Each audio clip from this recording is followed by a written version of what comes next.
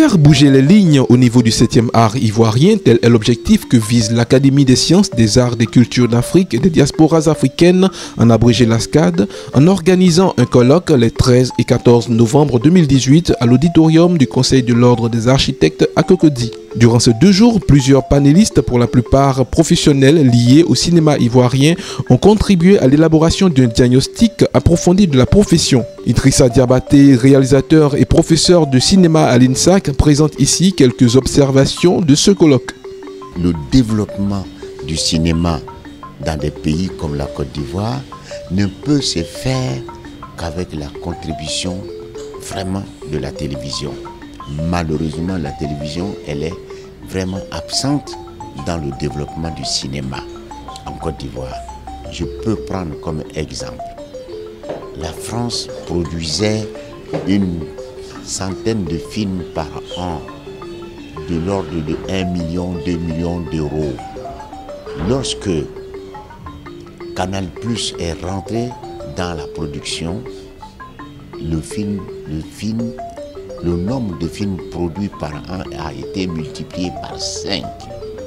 Et ensuite, le montant dépensé pour reproduire un film a été multiplié par 10.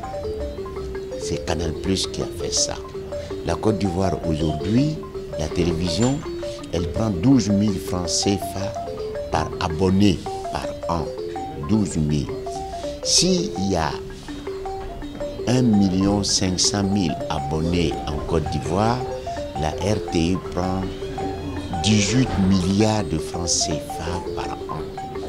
Si la RTI décide d'injecter dans la production seulement un tiers sur les 18 milliards, ça fait 6 milliards de francs CFA qui seraient injectés dans la production. Vous allez voir tout de suite que le cinéma ivoirien va décoller. Donc, pour répondre à votre question, je dis bien que la télévision, surtout quand c'est la télévision seule, contribue à 80% dans le développement du cinéma d'un pays. Également présente à ce colloque, l'artiste multidimensionnel Were Were Lee King, membre de l'ASCAD, a saisi l'occasion pour révéler le fond de sa pensée concernant le 7e art ivoirien. Personnellement, mon regard personnel sur ce sujet-là, c'est que nous avons des problèmes d'ordre philosophique. C'est-à-dire que quelles sont les idées que nous voulons véhiculer. Vous savez que quand vous regardez le cinéma américain, il y a une philosophie derrière. Ils sont vainqueurs. Ils sauvent le monde. Quel que soit le monstre, quel que soit ce qui va venir devant, ils vont trouver des solutions pour vaincre. Mais souvent, nous, on dirait que nous ne sommes pas soucieux de vaincre, de porter la victoire, de porter les rêves plus haut et tout cela. Donc il y a déjà ce problème d'ordre philosophique. Il y a aussi des problèmes d'ordre esthétique. La création des plans qui permettent de voyager, de rentrer dans des profondeurs. Nous avons des problèmes des techniques même, c'est-à-dire que nous n'avons pas tout le personnel qualifié qu'il faut pour certaines choses. Et donc l'esthétique est souvent négligée, c'est trop réaliste, c'est trop de premier plan, c'est pas assez créatif, il y a beaucoup de choses à voir. Mais ça, c'est en initiant des rencontres, de réflexions communes, d'échanges et d'expérimentations partagées qu'on arrive à ces éléments-là. Et c'est pour ça que l'ASCAD a souhaité lancer déjà ses premières idées et peut-être accompagner tous ceux qui voudront pour approfondir des réflexions dans toutes ces directions, puisque à l'ASCAD, nous avons toutes les sommités qui peuvent réfléchir à ces problèmes-là. Le directeur de ce colloque, membre de l'ASCAD et par ailleurs pionnier du cinéma ivoirien, le doyen Timité Bassouri, donne ici les raisons profondes qui ont motivé cette rencontre de réflexion.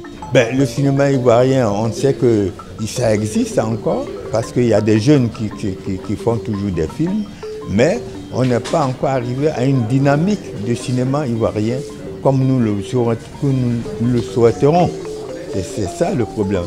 Donc Qu'est-ce qui bloque ça? Qu'est-ce qui fait ça? Parce qu'on a quand même des éléments qui nous permettent d'aller à l'avant. On a un office, on a un fonds de soutien, on a une loi créée.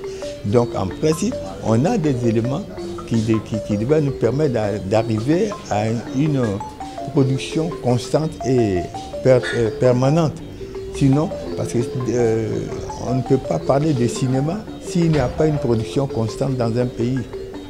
C'est ça. Il y a toute une globalité et tout un tas de problèmes qui se posent en même temps sur le développement de notre cinéma.